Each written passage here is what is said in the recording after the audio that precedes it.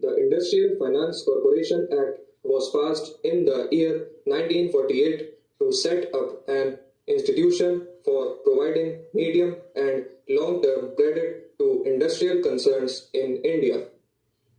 The idea is that in due course, the Industrial Finance Corporation would give loans to medium and large-sized industrial concerns. Subsequently, the State Financial Corporation Act was passed in 1951, primarily for the help of smaller industrial units.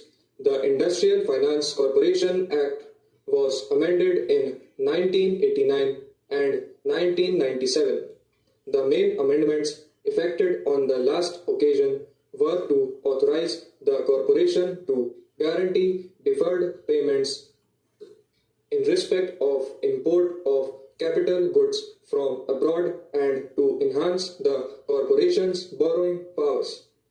The House would have already noticed the significant improvement during the last year in the overall business of the corporation, as revealed in its annual report for the year ended 30th June 2006, which was laid on the table of the House a few weeks age.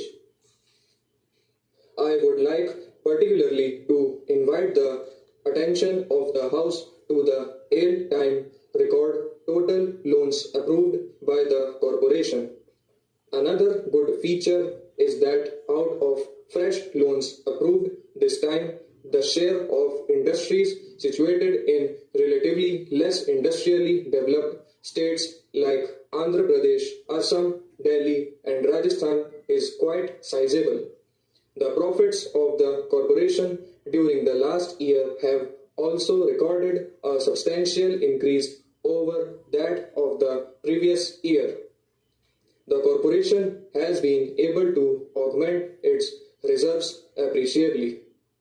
During the last 3 years, the corporation has paid back to the central government over rupees 25 lakhs on account of the subvention received by it in earlier years for the discharge of its liability to pay a guaranteed dividend.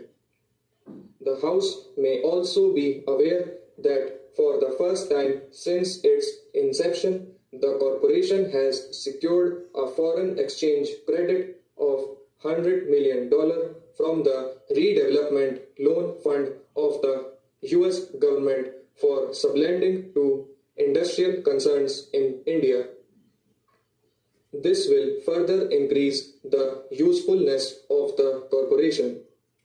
The progress already received by the corporation is substantial, and the role it is expected to play in the coming 11th plan period would be significant one. It is therefore desirable to equip the organization at this stage adequately to serve the interest of industry in a wider field. This bill is largely intended to